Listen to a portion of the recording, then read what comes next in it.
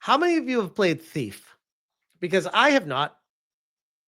I own it on multiple platforms, and people have told me it's a great game, but I have not played it.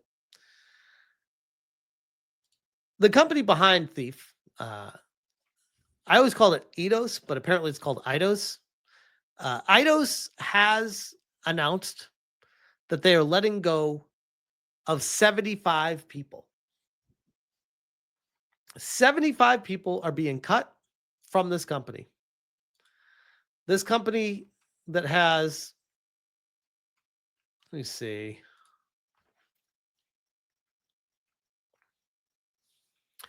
It has between 200 and 500 employees. Typically, that means it's around 250. So losing 75 employees from that, you're talking like we're getting close to 33% of your company has been cut from Eidos, and they're gone. Eidos Montreal was established in 2007. They're known for Tomb Raider, Deus Ex, and obviously Thief here. The studio builds immersive worlds and adventures that create lasting memories for players across the globe. Eidos Montreal crafts, by the way, another Montreal studio, by the way, crafts its multiple interactive projects with close-knit teams in a hybrid work environment, keeping focus on creativity and technological innovation. And with that being said, we'll do this real quick. Eidos Montreal, 13 hours ago. Today, we informed our studio members that we will be parting ways with up to 75. Well, what is this? Up to? You got to let go of 75 people of our colleagues as one of our terms comes to an end. This does not reflect their dedication or skills, but unfortunately, we do not have the capacity to reallocate them entirely to our other ongoing projects or services.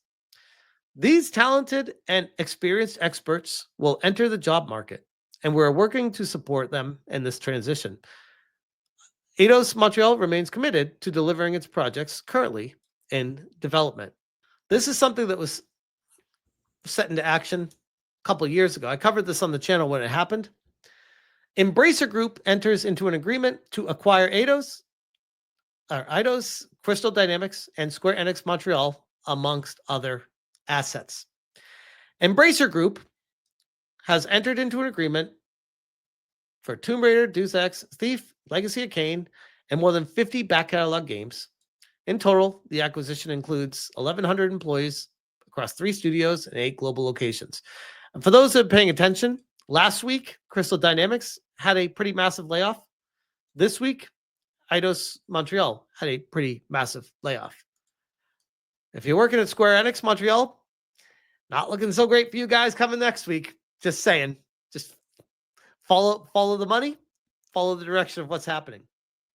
Embracer Group is, or at least was, one of the pillars of the game industry a few years ago. A deal fell through with one of the, I think it was like a Saudi prince that was going to invest $1 billion, like $1 billion with a B, into Embracer Group. And Embracer bought all these companies, acquired all these things, assuming everything was hunky-dory, going great. They had everything, probably even had a handshake deal in place. And then when it came to sign on the dotted line, the Saudi prince was like, you know what? No. And they didn't. And when that happened, the company instantly collapsed from within. And saw this happening the moment that got announced, that deal fell through. And I knew it would cause a ripple effect for years to come. And it's only going to get a lot worse. And I don't know if it will ever get better for them.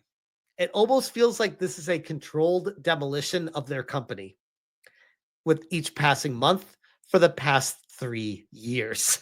It is interesting to me that all these job losses continue to happen specifically right now, centered around Canadian development studios between Eidos, Crystal Dynamics, Ubisoft, any second now. And there's a slew of other ones I can't think of off the top of my head right now, but there's so many Canadian development studios that are collapsing. And I can't help but think that the government funding from Canada or elsewhere, potentially the United States that was also funding them, who knows, has dried up. And they've realized that their games actually weren't making money. The only reason they were in business was because of low interest loans, grants, and free money. And it didn't matter if the game sold or not. They just needed to get the game out to finish their end of the bargain and accomplish the goal and get the money and pay the studio off. So it's good to see it's returning to a state of we're not just giving money out to every studio in the world to just make games for the sake of making games. For a while there, it was turning into shovelware city.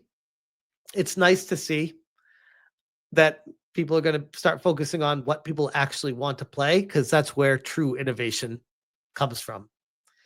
But yeah, as far as Eidos is concerned, their studio just got completely destroyed. This guy said, hope it won't put an end to the Soul Reaver projects. Look at this guy, this girl tagging Amir. This guy. Don't get me started on this guy. The guy that works at Tencent and for the CCP, allegedly. What could possibly go wrong? So, yeah. A lot of people about to be out of a job. And hopefully the good ones are able to find a job somewhere else. And the other ones, hopefully they find a career elsewhere outside of the game industry, because you don't have to go home, but you can't stay here. And I'm going to leave that one there because, yikes, the game industry continues to collapse. And I got a front row seat to it. I got my glass of wine, and I got a backlog of games that will last me for the next 20 years.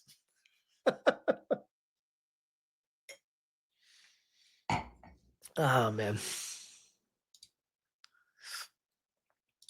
Let me catch up on some of these super. And we got KMW, member for 5 months, says, isn't Crystal Dynamics that company that put a sorry disclaimer before their Tomb Raider remake starts? Yes. Yes, they are. So, sorry they lost their jobs.